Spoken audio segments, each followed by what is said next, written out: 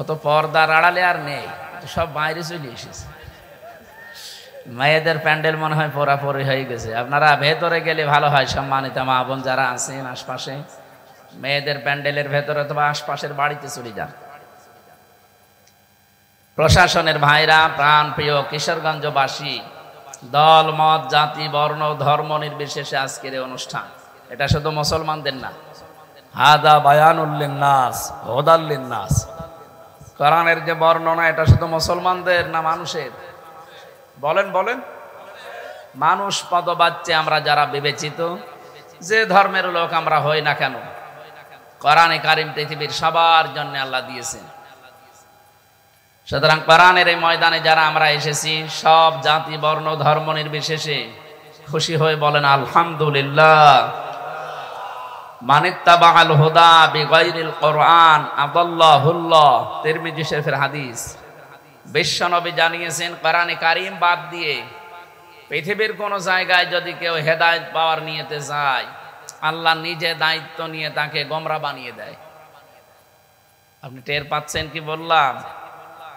নবী দল্লা শব্দ দিলেও তো অর্থ হয়ে যেত, তাহলে বাংলা অর্থ আসতো আপনি নিজেই নিজেকে খারাপ বানিয়ে ফেলেছেন। আদাল্লাহ ইউদিল্লু বাবে ইফআল থেকে এসেছে। কত আলেম এখানে বসে আছে, বাংলা অর্থ আসবে এই শব্দের যে আপনার নিয়ত ভালো ছিল, কিন্তু সেখানে কোরআন ছিল না, কোরআনের কর্মসূচি ছিল না। এই জন্য আল্লাহ নিজে দায়িত্ব নিয়ে আপনাকে আরো খারাপ বানিয়ে দেবে, গোমরা বানিয়ে দেবে। বলেন তো, হেদায়েত দেওয়ার একচ্ছত্র মালিকানা কার? নাকি হামজার হালকা পাতলা আছে? নবীকেও আল্লাহ দেয়নি। নবীর হাতে যদি দিতেন তাহলে আমাদের পর্যন্ত মনে হয় আসতো না। ওনার নিজের আত্মীয় স্বজন যা আছে ওগুলো নিয়ে উনি জান্নাতে চলে যেতেন, আমাদের পর্যন্ত আসতো? ইন্নাকা লা তাহদি মান আহবাবতা ওয়ালাকিন্নাল্লাহা ইয়াহদি মাইয়াশা। হে নবী, আপনি যাকে ভালোবাসেন, মহব্বত করেন, তাকে আপনি হেদায়েত দিতে পারবেন না। আমি আল্লাহ যাকে পছন্দ করি, ভালোবাসি, আমি জানি যে হেদায়েত পাবে কে, তাকে হেদায়েত দেয়। এই জন্য আল্লাহ এটা নিজের হাতে রেখে দিয়েছেন, কারো হাতে দেয়নি। এই হাদিসের ব্যাখ্যায় যেটা আমরা পেয়েছি, কোরআনে কারিম বাদ দিয়ে পৃথিবীর কোন জায়গায় ভালো হওয়ার নিয়তেও যাওয়া যাবে না। গেলে আপনাকে খারাপ বানিয়ে দেবে সরাসরি। কে? আরো জোরে বলেন।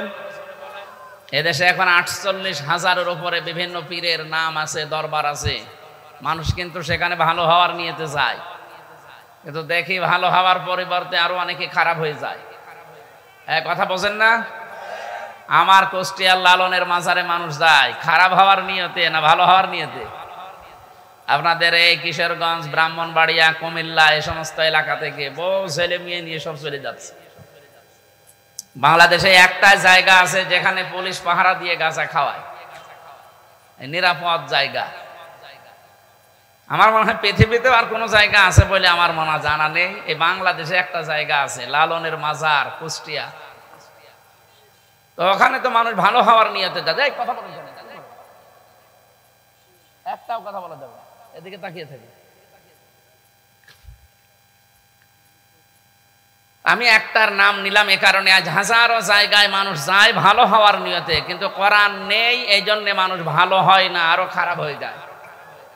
তাহলে আজকে সিদ্ধান্ত নেওয়া যাবে না যেই দরবারে কোরআন নেই, কোরআনের কর্মসূচি চলে না, ওই দরবারের প্রতিষ্ঠাতা আমার বাবাও যদি হয়, আমি ওখানে আর যাব না। এটা খালি সামিয়ানা পর্যন্ত, পরেরটা বলবো। বাংলাদেশে যত রাজনৈতিক দল আছে, সেই দলে কোরআন নেই, কোরআনের কর্মসূচি নেই, ওই দল যদি আমার বাবাও তৈরি করে, ওই দলে আমি নেই। এটা অত জোরে বলার দরকার নেই, কারণ এইটাই সমস্যা আছে। এই কথা কি আপনি বুঝে শুনে বললেন? সত্যি বলেন তো, কোরআন নেই, ওই দলে আর থাকবেন না? না, এবার আর হাত তুলছেন, তোলেন। হ্যাঁ, আন্দাজে হাত তুলবেন না, ধরা খাবেন কিন্তু।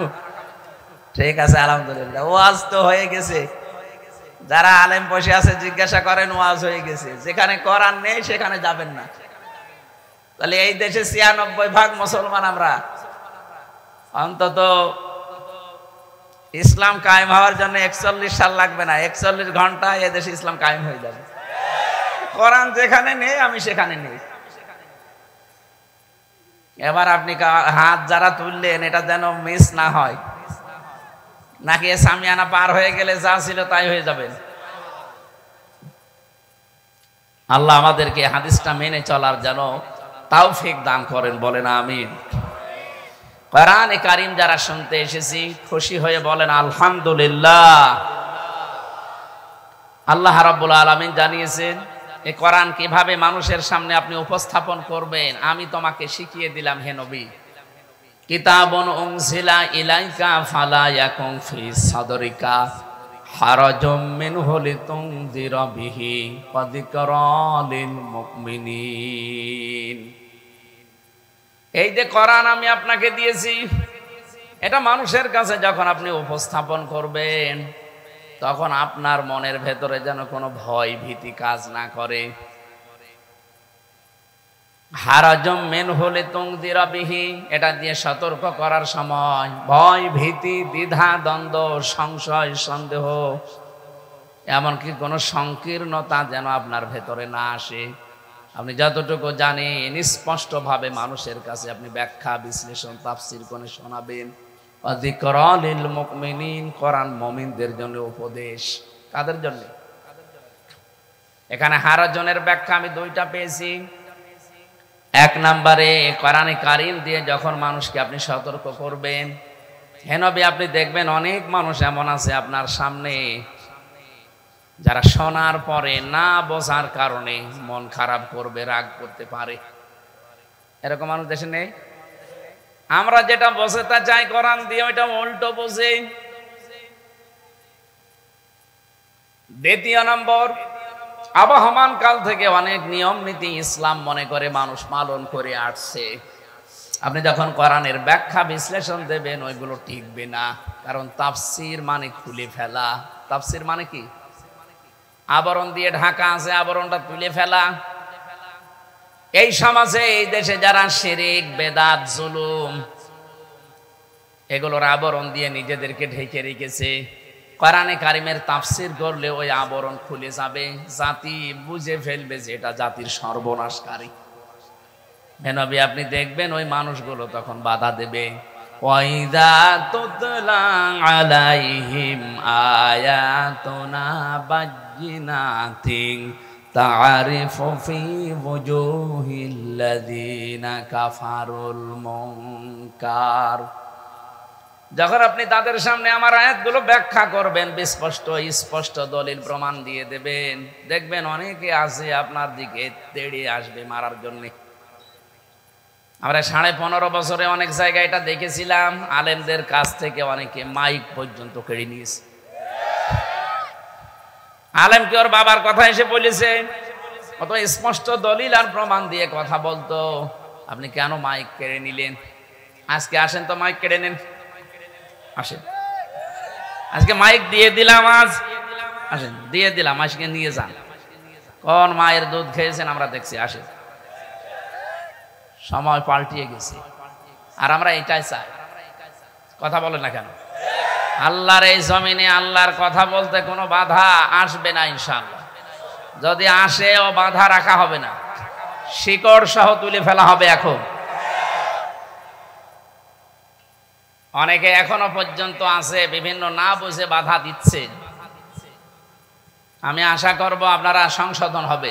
আপনারা একটা মজলুম দল, মাজলুম মানুষ এইভাবে করলে কিন্তু মানুষের ভেতরে একটা উল্টাপাল্টা প্রতিক্রিয়া আসবে। ডক্টর মিজানুর রহমান আজহারি একটা ইঙ্গিত দিয়েছে আর আপনি বুঝে ফেললেন, আপনি এত জ্ঞানী মানুষ। হ্যাঁ, এক বাদশাহ তার গোডাউন থেকে খালি তোলা চুরি হয়ে যেত।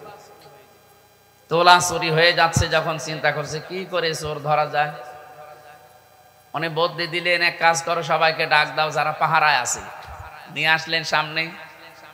বুদ্ধি করে বললেন তোলা চোর যে সে তো এখানেই আছে, তার মাথায় আমি তোলা দেখতে পাচ্ছি। কেউ তো মাথায় হাত দেয়নি, যে চুরি করেছে সে মাথায় হাত দিয়েছে। তা আপনি নিজে বুঝে ফেললেন যে আমাদেরকে বলছে, অবশ্যই আপনি এ কাজ করেন।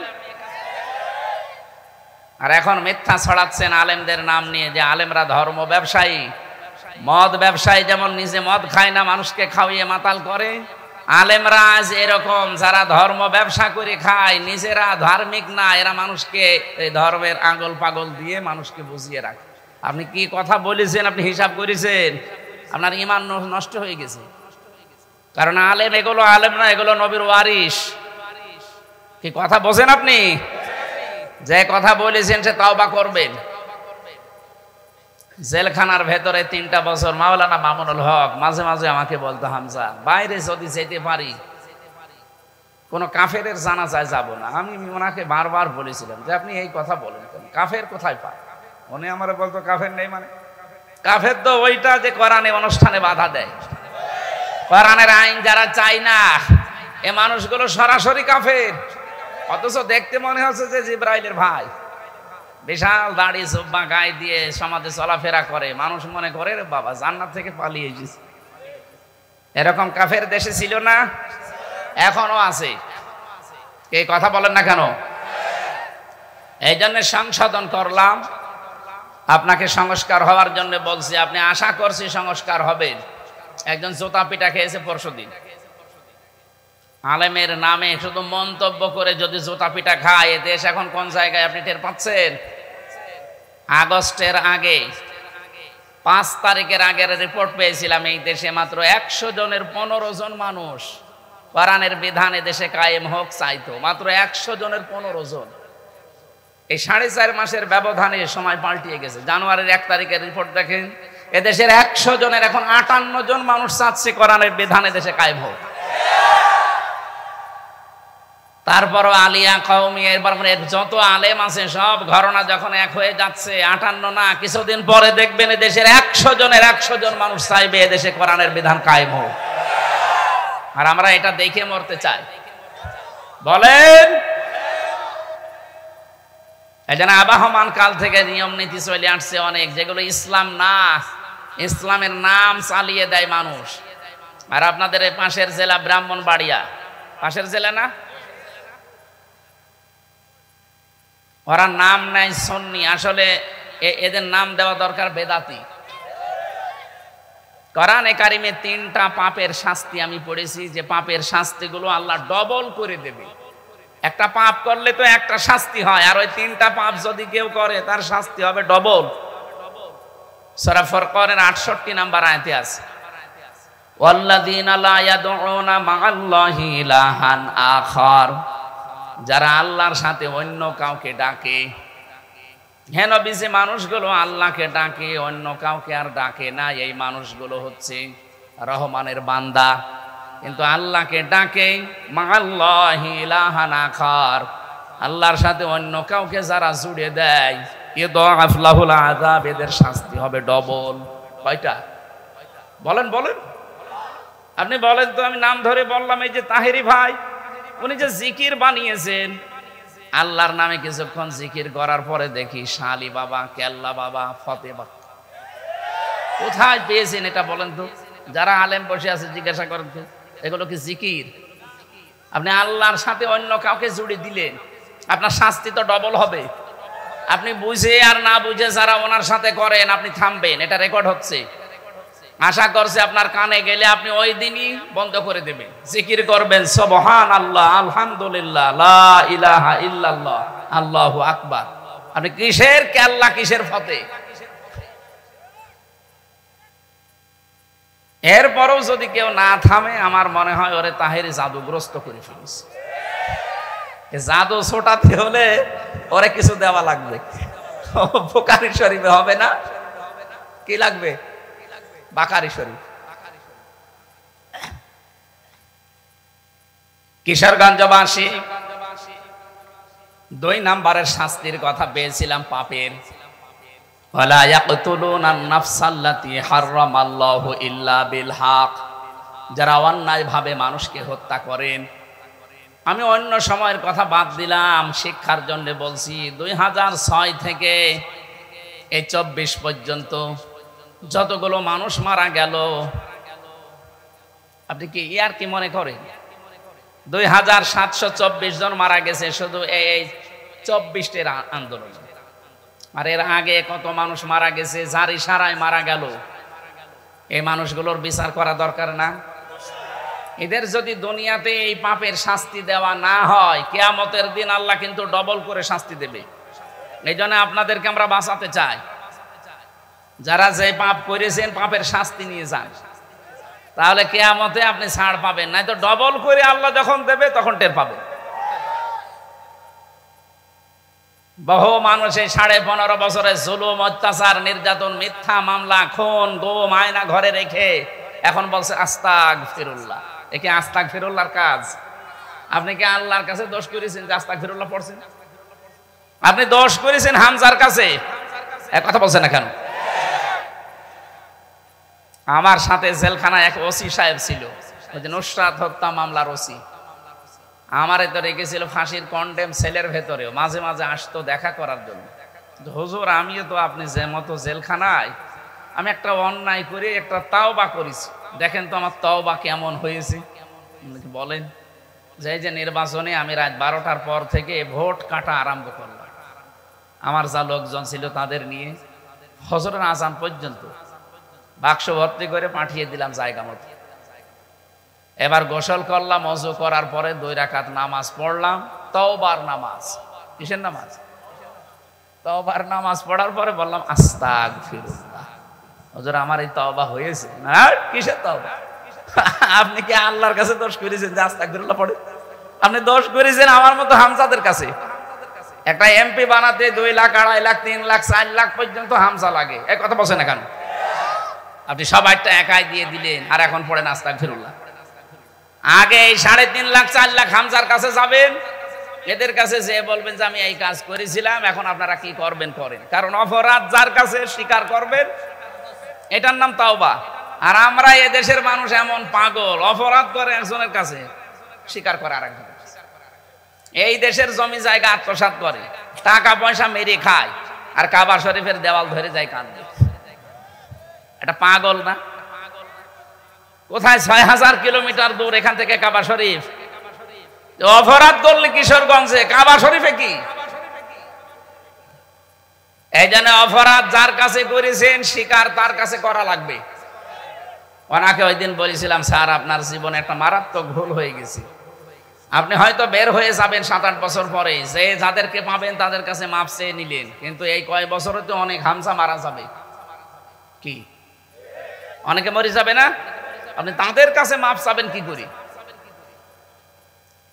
তাহলে বস আমি কি করব? এখন কিছু করার নেই, কারণ যারা মরে গেছে ওদের কাছে আপনি মাপ চাবেন কি করি?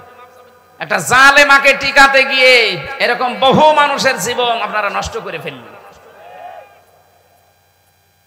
এই জন্য আমরা যেন এই ভুল সামনে না করি। যার কাছে যে অপরাধ করেছেন, আগে তার কাছে যে স্বীকার করবেন, তার যদি ক্ষতি হয়ে যায় তার ক্ষতিপূরণ দেবেন। আমি নিজে ভিকটিম, 3টা বছর আমারে বিনা কারণে আপনি আটক করে রেখেছিলেন। এই যে কয়েকদিন আগে আমার মামলা সব খারিজ হয়ে গেছে, আদালত কর্তৃক প্রমাণিত যে আমি নির্দোষ, আমার কোনো দোষ পায়নি তারা। তাহলে 3 বছর আপনি রাখলেন। আমার বাবার কাছ থেকে প্রায় 30 লাখের উপরে টাকা খেয়েছি, কারণে অকারণে। বলতো টাকা দেন, নাই তো আরো মামলা দেব, মামলা দেব, এভাবে ভয় দেখিয়ে দেখিয়ে এতগুলো টাকা নিয়েছি। এরপরে আমি আকিস গ্রুপের খতিব ছিলাম, সেখানে নিয়েছি প্রায় 32 লাখ টাকা। এখন ওনারা যদি বলো হুজুর মাফ করে দিন, না আমি আন্দাজে মাফ করে দিলে হবে, টাকা ফেরত দেন। কি কথা বলছে না কেন? সেদিন মামলার আয়ু কল দিয়ে বলছো হুজুর মাফ করে দিয়ে। আরে মাফ তো করবো, আগে টাকাগুলো দেবেন তো। টাকা নেই, আপনি আন্দাজে মাফ করে দেবো না? এই জন্য যার সে ক্ষতি করেছেন এই 15.5 বছরে, যার যা নষ্ট করেছেন, আপনার কারণে অনেকে উপরের চেয়ারে উঠতে পারে নাই। এরকম মানুষ দেশে ছিল না? আপনার কারণে এই 15 বছর অনেকে ঘরে থাকতে পারে নাই, কবরস্থানে যে গর্ত খুঁড়ে সেখানে ছিল। আমি এমন প্রমাণও পেয়েছি, কেউ গাছতলায়, কেউ বাঁশতলায়, কেউ ধানের খেতে, কত কঠিন অবস্থায় পার করেছে দিনগুলো। আর আপনি এখন বলবেন যে শুধু আস্তাগফিরুল্লাহ, আস্তাগফিরুল্লাহ, মাফ হয়ে যাবে। অত সহজ? অপরাধ যার কাছে স্বীকার করবেন, এটা মনে রাখবেন ভালো করে। এই জন্য মানুষ যারা হত্যা করেছেন, যার সাথে জড়িত যারা, তার শাস্তি ডবল হবে যদি দুনিয়ায় শাস্তি আপনার না হয়। আমি আশা করছি আমার কথার ইঙ্গিত আপনি বুঝেছেন। ওয়ালা ইয়াজনুন, জিনা করা যাবে না। কি করা যাবে না বলেন তো? বাংলাদেশে জিনা করা এখন সহজ না কঠিন? একেবারে সহজ করে দিয়েছি। বিশেষ করে ভারতের এই পিন আপ করা পত্রিকাগুলো আর আকাশ সংস্কৃতির নামে যেগুলো আসে। আমি মালদ্বীপে গিয়েছিলাম, মালদ্বীপের মতো রাষ্ট্রে ভারতের চ্যানেল সব বন্ধ করে দিয়েছে।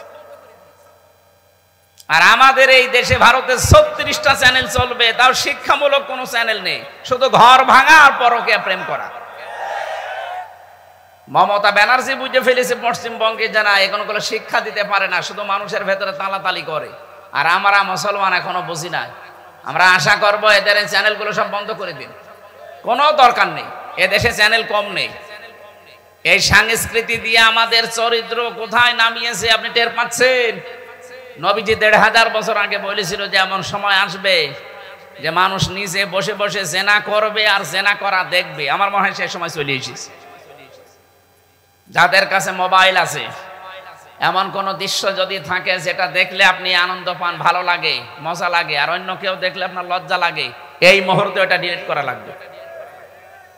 কার কাছে কি আছে ডিলিট করেন তাড়াতাড়ি। হ্যাঁ, আপনি কোন দিকে তাকিয়ে আছেন? তাড়াতাড়ি করেন। হ্যাঁ করেন, তাড়াতাড়ি করেন। কি আছে কি? আপনার মোবাইল কিন্তু চেক হবে এখন। যদি কিছু পাই নেন, সময় দিলাম, তাড়াতাড়ি ডিলিট করে ফেলেন, অথবা বাড়ি যাওয়ার আগে ডিলিট করে দেবেন। কারা কারা হাত তোলেন তো? আরে মুরব্বি, কি আছে মোবাইলে দেখে নাও যাবে। এরকম দাড়িওয়ালা মানুষের যদি কিছু থাকে তো এদের কি আছে? আলহামদুলিল্লাহ আমি এই এলাকা না ভালো আছে তো 4-5 জন, অন্য এলাকায় দেখে অনেকে। যদি কিছু থাকে ভাই ডিলিট করে ফেলেন।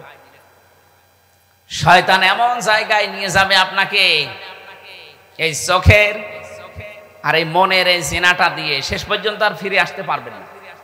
এটা একটা নেশা লাগিয়ে দেবে শয়তান আপনাকে। ওয়াসাজ্জানা লাহুমুশ শাইতানু আমালাহুম, শয়তান মানুষের এই আমলটাকে একেবারে সুশোভিত করে দেখাবে যে আরে এর ভেতরে মজা। সুতরাং আমরা চাই জেনার যত পথ আছে সব যেন বন্ধ হয়। জেনার শাস্তি যদি দুনিয়ায় আপনার না হয়ে যায়, কিয়ামতে কিন্তু ডবল করে আল্লাহ শাস্তি দেবে। ওয়াখলুদ ফীহি মুহানা, এবং অপমান করে অপমানজনক অবস্থায় জাহান্নামে চিরস্থায়ীভাবে আল্লাহ দিয়ে দেবে। বলেন নাউযুবিল্লাহি মিন যালিক। আমরা যে কথা বলছিলাম, এই যে এরকম বানানো ইবাদত যারা করেন, আল্লাহর সাথে অন্য কাউকে ডেকে ডেকে জিকির করেন, এরকম বহু ইবাদত বাংলাদেশে চলছে যেটা আসলে ইসলামে নেই। এই কথাগুলো বলতে গেলে যারা এগুলো করে খায় তাদের মন খারাপ হবে না? তারা আমারে ভালোবাসবে, তখন তারা বিরোধিতা করে, যা ইনি আল্লাহর ওলি দেখতে পারেন নাই, পীর সাহেব দেখতে পারেন। আরে পীর তো উস্তাদ, শিক্ষক, যেটা পারেন না তার কাছে যে আপনি জিজ্ঞাসা করে নেবেন, এতটুকুই। তার গা পাটি পা লাগবে, উল্টা পাল্টা করা লাগবে, এটা কোথায় পেয়েছেন? সুতরাং যারা এগুলো ইসলামের নামে করেন, এই জন্য হারজনের দ্বিতীয় ব্যাখ্যা এটা, হে নবী আপনি দেখবেন অনেক মানুষ এমন ইবাদত করে যেটা আসলে নেই ইসলামে। ওই মানুষগুলো তখন মন খারাপ হবে, তখন ওরা হাদিয়া তোফা নজর নিয়াজ দিয়া দূরের কথা আপনাকে শেষে তাড়াবে। আমি সেদিন এক পীরের দরবারে গিয়েছি, তাড়া খেয়েছি ঝিনাইদহ। আমারে বলছে হুজুর শিরিকের উপরে কথা বলেন। আরে যে দেখছি পীর সাহেবকে মহিলারা সেজদা দিচ্ছে, একটা কথা হইল। প্রকাশ্য শিরিক এখানেই চলছে। শিরিকের আয়াত দিয়ে আরম্ভ করলাম, কিছুক্ষণ পরে বলছে যে কি শুরু করিস, আমার দরবার তো থাকবে না। শেষে এমন তাড়া দিয়েছিল, টাকা পয়সা দেওয়া দূরের কথা, তাড়া খেয়ে বাঁচি না, পা আমার ছিলিয়ে। কিন্তু কোরআনের কথা গোপন করা যাবে না। সুতরাং আল্লাহ যে ফোর্সে, যে সিস্টেমে বলতে বলেছেন, আমরা ওই দুইটা জিনিস সামনে রেখে বলবো। আর আপনাদের দায়িত্ব হচ্ছে ফাস্তামিউ লাহু আনসিতু। মুরব্বি বলছিলেন না, সামিয়া দিলেও হয়ে যেত, ফাস্তামিও দিয়েছেন। মনোযোগ সহকারে শুনবেন এবং চুপ থাকবেন। আল্লাহ তেলাওয়াতকৃত আয়াত থেকে আজকে অন্তত কিছু যেন বাড়ি নেওয়ার তৌফিক দেন, বলেন আমিন। আমার আজকের বিষয় হচ্ছে কেউ কারো নয়, কেউ কারো। সূরা আহকাফ এর শাব্দিক অর্থ উপত্যকা। 9 নাম্বার একটা আয়াত পড়েছি মাত্র 35টা আয়াতের ভেতরে। রব্বুল আলামিন আমাদেরকে জানাচ্ছেন قل ما كنت بدعا من الرسل وما أدري ما يفعل بي ولا بكم হে নবী আপনি বলুন আমি কোন নতুন রাসূল না আমার আগে বহু রাসূল দুনিয়াতে আল্লাহ পাঠিয়েছিলেন তাদের ধারাবাহিকতায় আমিও এসেছি তোমাদের কাছে আমি জানি কি ব্যবহার করবেন আর আমি এটাও জানি না যে তোমাদের সাথে আল্লাহ কি আচরণ করবেন আমি তো শুধু অতটুকু অনুসরণ করে চলি যেটা আমার উপরে ওহী করা হয় আর আমি প্রকাশ্য ভীতি প্রদর্শনকারী ছাড়া আর কিছু না এটা বাংলা অর্থ ছিল এই আয়াত নাযিল হওয়ার ঐতিহাসিক প্রেক্ষাপট ফি জিলালিল কোরআন তাফসীর থেকে বলছি মুফাসসির লিখেছেন আয়াত যখনই নাযিল হয়ে গেল বিশ্বনবী নিজে ফাতেমাতুজ জোহরাকে ডাক দিলেন ইমাম হাসান হোসাইনকে ডাক দিলেন নিজের ফুফু সাফিয়াকে ডাক দিলেন বললেন হে আমার কলিজার টুকরা মেয়ে আমার আন্ডারে যতদিন আছো আমার বাড়িতে তোমার চাহিদা মতো যা ভালো লাগে বলো আমার সাধ্য মতো পূরণ করব কিন্তু কিয়ামতের দিন এই পরিচয়ে কোনো কাজ হবে না যে আমার বাবা নবী ছিল এ হাসান হোসাইন আমি কলিজার চাইতে বেশি ভালোবাসি তোমাদের যা করার দুনিয়াতে আমার কাছে চেয়ে নাও কিন্তু মরণের পরে এই পরিচয় কিন্তু কাজ হবে না যে আমার নানা নবী ছিল ফুফুকেও বললেন এ কথা যে ভাইয়ের ছেলে নবী ছিল এই কথা বলে পার পাওয়া যাবে না নিজের কাজ আগে দুনিয়ায় নিজে করে যাও কিশোরগঞ্জবাসী আমাকে আজটা ভাবিয়ে তোলে যে নবীজি যদি নিজের মেয়েকে কথা বলতে পারে নিজের জামাই নিজের ফুফু নিজের নাতি এদেরকে সবচাইতে বেশি ভালোবাসতেন এদেরকে যদি নবী এই কথা বলতে পারে আমরা তো অনেক দূরের মানুষ কথা বলেন ঠিক কিনা সুতরাং আমরা কারো উপরে ভরসা না করি নিজের কাজটা নিজে করি আমি যা করলাম এতটুকু জীবন দিয়ে সত্যি আমি পার হতে পারবো তো আমার কাজ দিয়ে মাতা জালু কদামা বানি আদামা আব্দি ইয়াউমাল কিয়ামাতি হাত্তা ইউসআলান খামসিন আন উমরিহি ফিমা আফনা ওয়া আন শাবাবিহি ফিমা আবলা ইলা আখিরিল হাদিস মুত্তাফাকুন আলাই নবীজি বলেন কিয়ামতের দিন আল্লাহ নিজের সামনে বান্দাকে দাঁড় করাবে পাঁচটা বিষয় জিজ্ঞাসা করবে এই পাঁচটা প্রশ্নের সঠিক জবাব দেওয়া ছাড়া কোনো মানুষ এক বিগত সামনেও যাবে না পেছনেও যাবে না জায়গায় দাঁড়িয়ে থাকা লাগবে মাঝে মাঝে একা থাকলে আমার এই আয়াতটা ভাবিয়ে তোলে এই কারণে চিন্তা করি আল্লাহ আমি যদি এখনই মারা যাই কিয়ামত যদি এখনই কায়েম হয়ে যায় তুমি যদি ডাক দিয়ে বলো হামজা 2024 সালের 31শে ডিসেম্বর পর্যন্ত তোরে মাফ করে দিলাম যা জবাব দেওয়া লাগবে না শুধুমাত্র 25 সালের জানুয়ারির 1 থেকে 9 এই 9 দিনের হিসাব দিয়ে বাড়ি চলে যা জান্নাতে যা আমার যা কাজ কারবার আমার এই 9 দিনের হিসাব দেওয়াও সম্ভব না আপনারা পারবেন না আপনারা পারবেন হিসাব শোনো নাম শুনেছি এটা যে কত বড় ভয়ঙ্কর জিনিস শুরু না হলে আপনি বুঝবেন না এই টেন্ডেন্সি যাদের ভেতরে এসেছিল এই মানুষগুলোর জীবন পরিচ্ছন্ন হয়ে গেছে হিসাব ছোট্ট একটা শব্দ এটা মানুষকে পরিবর্তনের জন্য আর কিচ্ছু দরকার নেই এই শব্দটাই যথেষ্ট আল্লাহর সামনে দাঁড়ানো লাগবে চিন্তা করেছেন কখনো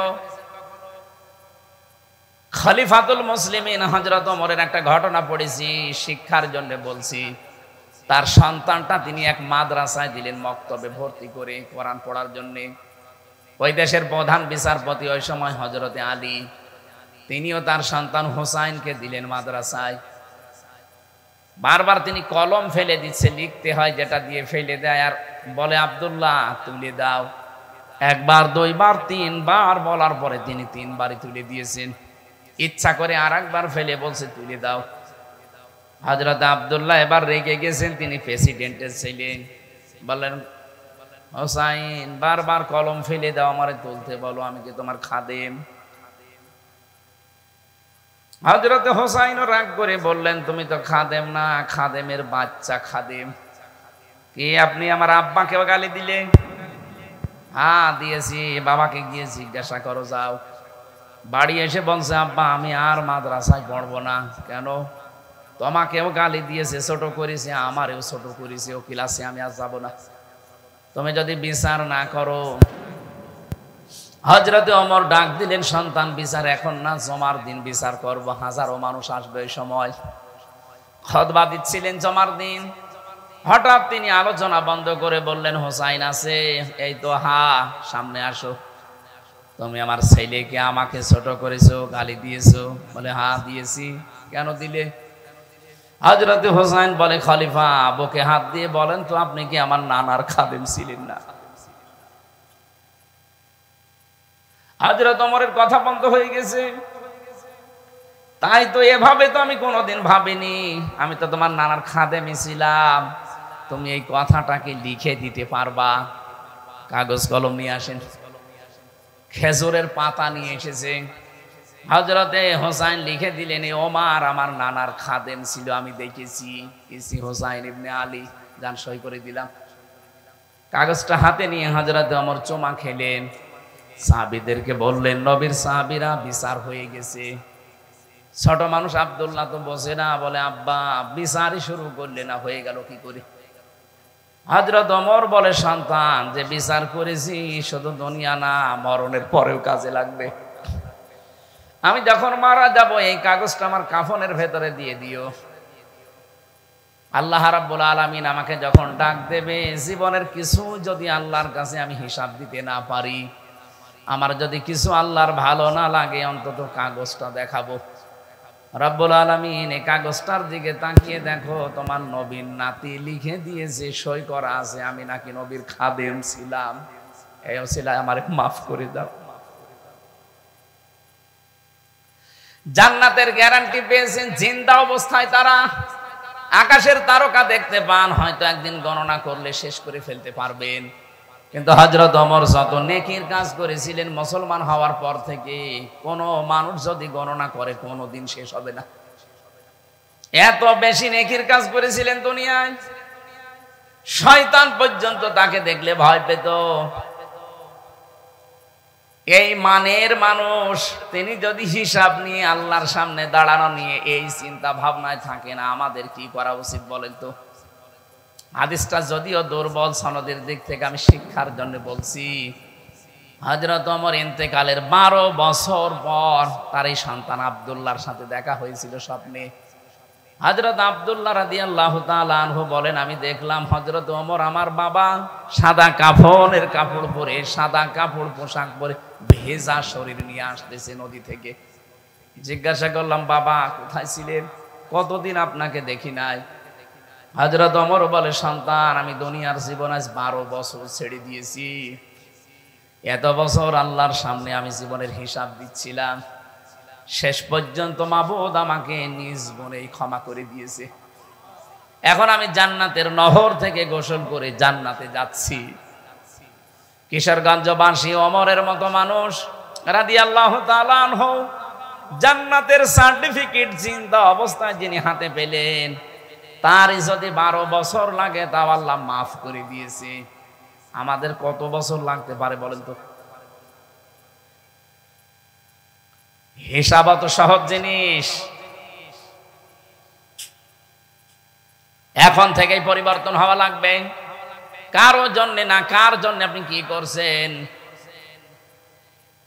ফামান সুহসিহা আনিন নারি ওয়া উদখিলাল জান্নাতা ফাকাদ ফাজ ওয়ামাল হায়াতুদ দুনিয়া ইল্লা মাতাউল গুরুর।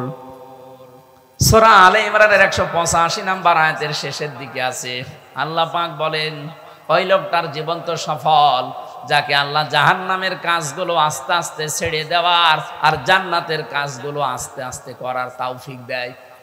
দ্বিতীয় অর্থ হচ্ছে, ওই লোকটার জীবন সফল হয়ে গেছে, আল্লাহ যাকে জাহান্নামের আগুন থেকে মুক্ত করে জান্নাতি বলে ঘোষণা দিয়ে দিয়েছে। বলেন সুবহানাল্লাহ।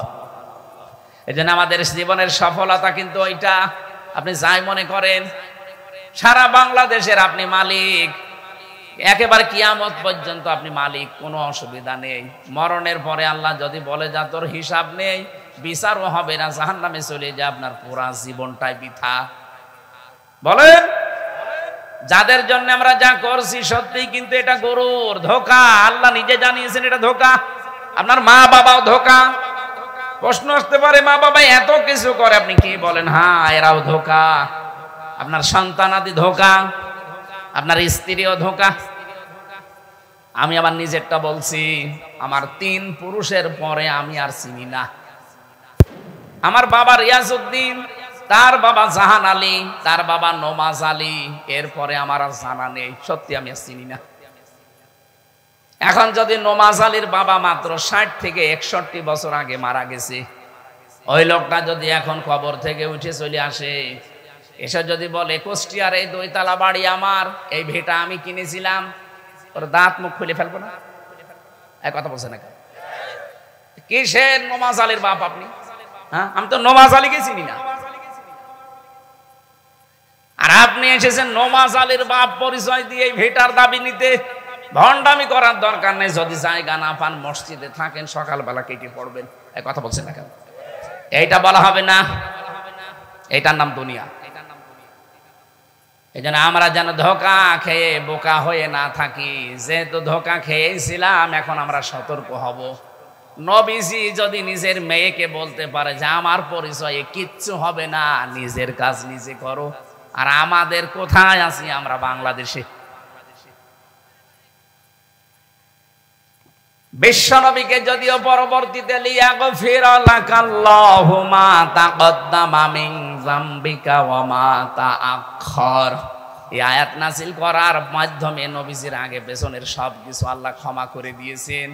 নবীজি যখন এটা বলছিলেন যে আমারটা কিন্তু এই পর্যন্ত, যে আল্লাহ আমাকে জানিয়ে দিয়েছেন যে আমার সব কিছু মাফ, কিন্তু তোমাদেরটা আমি জানি না। হযরতে আবু দারদা এই আয়াতের তাফসিরে দেখেছি, তিনি জিজ্ঞাসা করেন, হে রাসূল, আপনি তো আপনারটা বলে ফেললেন যে আপনার পেছনের সামনের সব মাফ, আমাদের কি অবস্থা হবে? পরবর্তীতে 2 আয়াত পরে সূরা ফাতার 3 নম্বর আয়াতটা নাযিল হয়, লিয়াদখিলাল মুমিনিনা ওয়াল মুমিনাতি জান্নাতিন তাজরি মিন তাহতিহাল আনহার খালিদিনা ফিহা ওয়া ইউকাফিরু আনহুম সাইয়্যাতিহিম ওয়া কানা যালিকা ইনদাল্লাহি ফাওজান আযীমা। বলেন আল্লাহু আকবার। রাব্বুল আলামিন এই আয়াত নাযিল করে মুমিনদেরকে সুসংবাদ দিয়েছেন যে তাদেরকেও আল্লাহ জান্নাতে প্রবেশ করাবে, যারা মুমিন নারী আর মুমিন পুরুষ। এবার এদিকে তাকান, এখানে একটা শিক্ষা আছে। আল্লাহ যে জান্নাতে প্রবেশ করাবে, যার তলদেশ দিয়ে নদী আর নহর প্রবাহমান, কাদের নাম বললেন? যারা মুমিন। যারা কি? প্রশ্ন আসতে পারে, আমরা কি? আমরা মুমিন না? না, এটা তো দাবি করার জিনিস না। মুমিন দাবি করতে হলে আগে একটা কাজ ছেড়ে দেওয়া লাগে, তারপরে আপনি ঈমানের দাবি করতে পারবেন। আমাদেরকে আল্লাহ বানিয়েছেন ইবাদতের জন্য। ইবাদত করার আগে একটা কাজ করা লাগে, ঈমান আনতে হয়। ঈমান আনার আগে আরেকটা কাজ করা লাগে, তাগুত ছেড়ে দিতে হয়। বাংলাদেশের দিকে তাকিয়ে আমি দেখেছি বহু মানুষ ঈমানের দাবি করে কিন্তু তাগুত ছেড়ে না দিয়ে। ফামাইয়াকফুর বিত্তাগুতি ওয়া ইউমিন বিল্লাহ, কোন মানুষ যদি ঈমান আনতে চায়, আল্লাহ বলেন তাকে আগে তাগুত ছাড়া লাগবে। ফাকাদ ইসতামসাকা বিল উরওয়াতিল ওয়াসকা লা ইনফিসামা লাহা, তাগুত ছেড়ে দিয়ে যদি ঈমানের দাবি করতে পারে, ওর ঈমান কখনো ছিঁড়ে যাবে না। কথা বুঝতেছেন? সে একটা এমন মজবুত রশি ধারণ করেছে যা কখনো ছিঁড়ে যাবে না। আজটা আমি বাংলাদেশের সাথে মিলিয়ে দেখেছি, যারা তাগুত ছেড়ে না দিয়ে ঈমানের দাবি করে, ওই মানুষগুলো বিপদে পড়লে আর ঈমান রাখতে পারে না। কিন্তু যারা তাগুত ছেড়ে দিয়ে ঈমানের দাবি করতে পারে, এই মানুষগুলোর ভিতরে যত জনসা বিক্ষুব্ধ তৈরি হোক না কেন, পৃথিবী লোকটা ঈমান থেকে টলে না।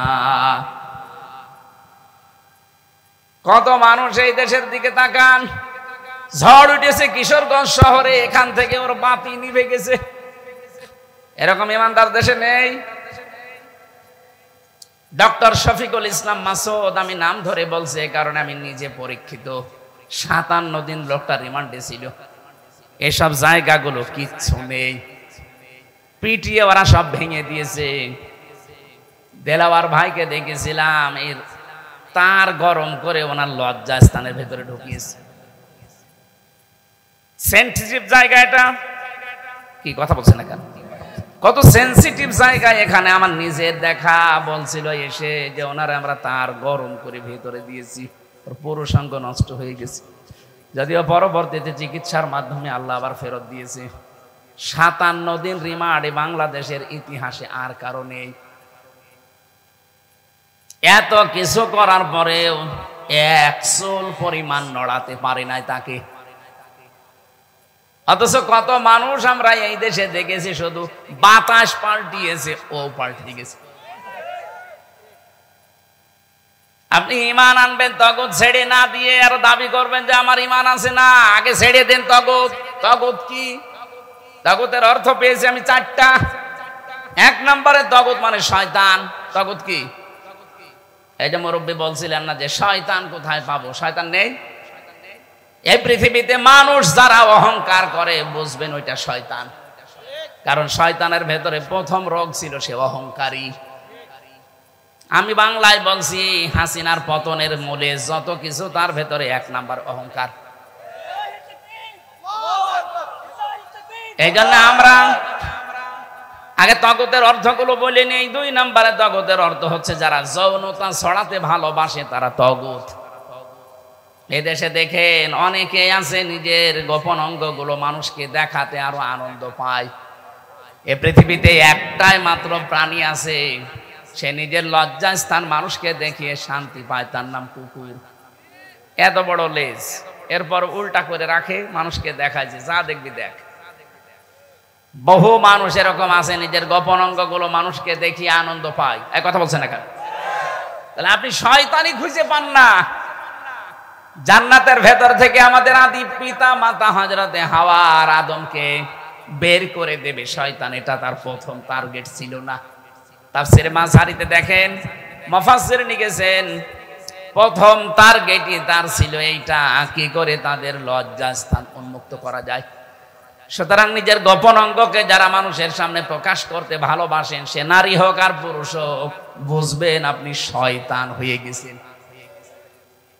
এই যে হুজুর বসে আছেন, উনি যদি এখন বাড়িতে স্ত্রীকে সালাম দেয় আর ওনার বউ যদি বেরিয়ে বলে কুকুরের বাচ্চা, না ভালো লাগবে? রাগ হবে না।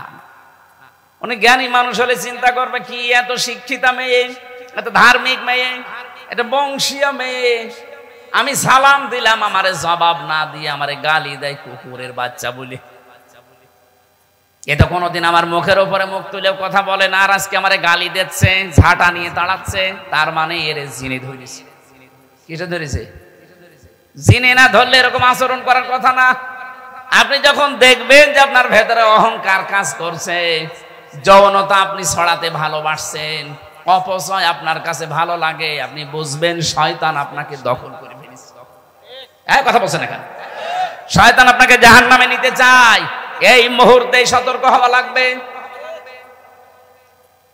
তাগুতের যে এতগুলো অর্থ, এখন তো সময় শেষ হয়ে যাচ্ছে। 3টা পর্যন্ত আমার সময় দিয়েছিল, 3টা পার হয়ে গেছে। ওইটা হেলিকপ্টারটা না থাকলে আমরা আরো চালাতে পারতাম। এই যে ওয়ালা বিকুম, এই আয়াতের ব্যাখ্যায় ফি জিলালিল কোরআনে সাজ্জিদ কুতুবের সুন্দর সুন্দর কথা আছে। আপনারা আরো লেখাপড়া করেন, স্টাডি করেন এবং জীবনকে পরিবর্তন করার চেষ্টা করেন। আল্লাহ আমাদের তৌফিক দেন। আমি মেয়েদের জন্য আর কিছু বলতে পারলাম না এখন, কারণ আমার সময় দিয়েছিল 3টা, এখন 3টা 4 বাজে। আজকের মতো শেষ করছি, আগামীতে আসলে রাতের বেলা কথা বলবো ইনশাআল্লাহ। আল্লাহুম্মা আমিন। লা হাওলা ওয়ালা কুওয়াতা ইল্লা বিল্লাহিল আলিয়্যিল আযীম।